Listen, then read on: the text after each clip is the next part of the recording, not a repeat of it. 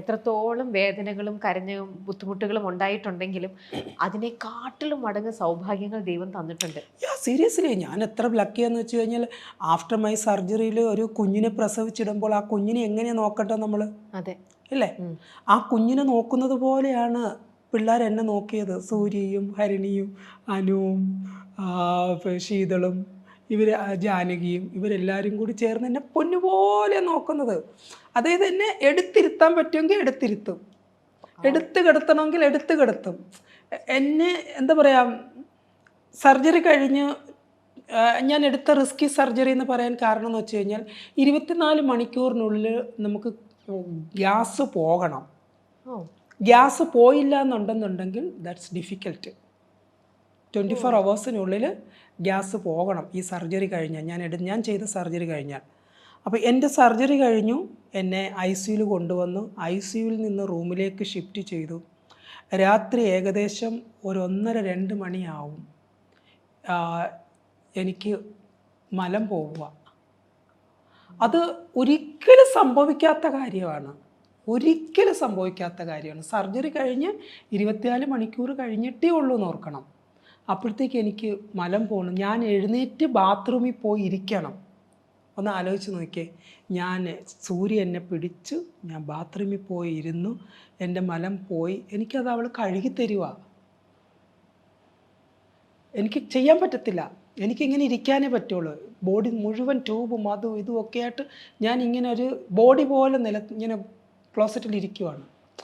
അതവൾ എനിക്ക് കഴുകിത്തരും. അതെനിക്ക് എങ്ങനെ ഫോർഗറ്റ് ചെയ്യാൻ പറ്റും എൻ്റെ ലൈഫിൽ? അത് ഫോർഗറ്റ് ചെയ്ത ഞാൻ മനുഷ്യശ്രീ അല്ലാണ്ടായിപ്പോകും. ഇത്രയും റിസ്കി ആണ് എന്നറിഞ്ഞിരുന്നിട്ടും ആ ഒരു സർജറി എടുക്കാനായിട്ട് തോന്നിയത് അത് രഞ്ജുമ്മയുടെ തന്നെ ഒരു ഡിസിഷൻ, എൻ്റെ ഒരു തീരുമാനമായിരുന്നു. ആർക്കും അറിയില്ലായിരുന്നു. ഡോക്ടർ എന്നോട് ഇതിനെപ്പറ്റി പറയുമ്പോൾ ഞാൻ അത്രയും കടന്ന് ചിന്തിച്ചിട്ടില്ല. സർജറി ടേബിളിലേക്ക് ചെല്ലുന്നത് വരെയും എന്താ പറയുക, ഒരു നിസ്സഹാവസ്ഥ എന്നെ വന്ന് മൂടി പെട്ടെന്ന്. എനിക്ക് അനസ്തേഷ്യ തരുന്നതിന് മുമ്പുള്ള ഒരു സീനാണ്. ഡോക്ടർമാർ രഞ്ജു അറിയാം, കണ്ടിട്ടുണ്ട്, അപ്പോൾ ഓക്കെ അല്ലേ എന്ന് ചോദിക്കുന്നു.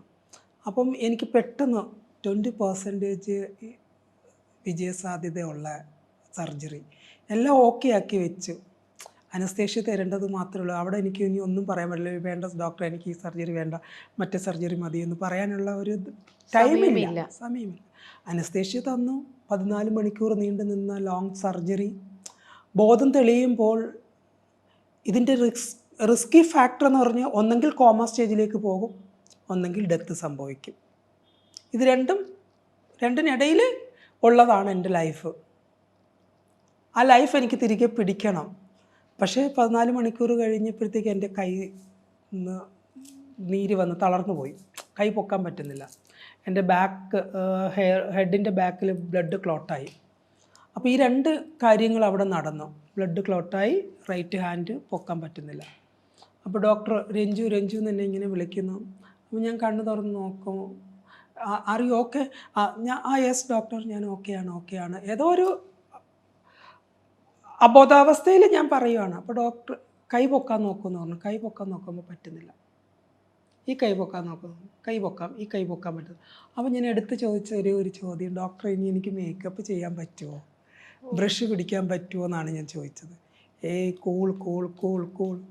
പക്ഷെ അത് എന്തോ വിതിൻ സെക്കൻഡുകൾക്കുള്ളിൽ, മണിക്കൂറുകൾക്കുള്ളിൽ ഇത് ഓക്കെ ആയി.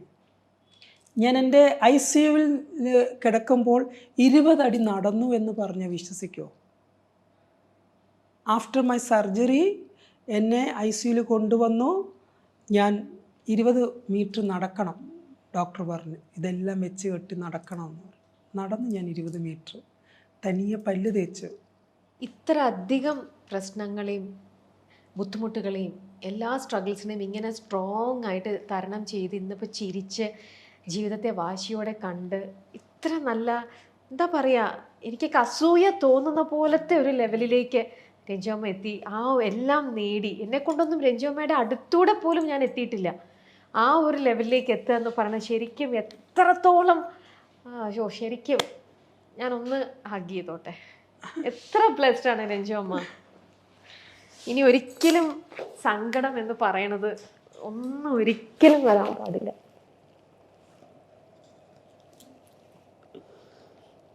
God bless you.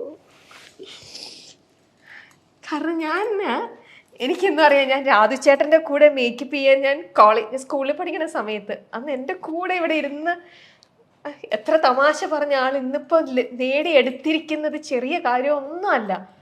ശരിക്കും ഭയങ്കര ഒരു വിൽ പവറാണ്. എനിക്കിനി ചിരിക്കാനാണ് ഇഷ്ടം രമ്യ. കാരണം ഞാൻ എൻ്റെ ചിരിയെ ഞാൻ അത്രത്തോളം ഞാൻ ഇഷ്ടപ്പെടുന്നുണ്ട്.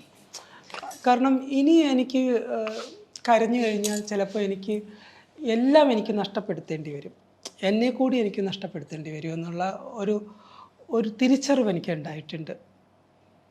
ആ തിരിച്ചറിവാണ് എന്നെ ഇനി മുന്നോട്ട് നയിക്കേണ്ടതെന്ന് എനിക്ക് മനസ്സിലായി. കാരണം ഈ ലോകം എത്ര വിശാലമാണെന്നുണ്ടെങ്കിലും മനുഷ്യർക്ക് മനുഷ്യനെ മനസ്സിലാക്കാൻ പറ്റാത്ത ചില ഇടങ്ങളും ഉണ്ട്, അല്ലേ? സത്യമായിട്ടുണ്ട്. നമ്മുടെ കൂടെ തന്നെ ഉണ്ട്. അപ്പോൾ എനിക്കതൊക്കെ ഭയങ്കരമായിട്ട് എന്നെ ഒരുപാട് ചിന്തിപ്പിച്ചിട്ടുണ്ട്, സങ്കടപ്പെടുത്തിയിട്ടുണ്ട്, എൻ്റെ ഉറക്കം കെടുത്തിയിട്ടുണ്ട് ഒരുപാട് തവണ. നമ്മൾ പ്രതീക്ഷിക്കാത്ത ആൾക്കാരുടെ ഭാഗത്തു നിന്ന് നമുക്കൊരു ഇഗ്നോറിങ് വരുന്നു.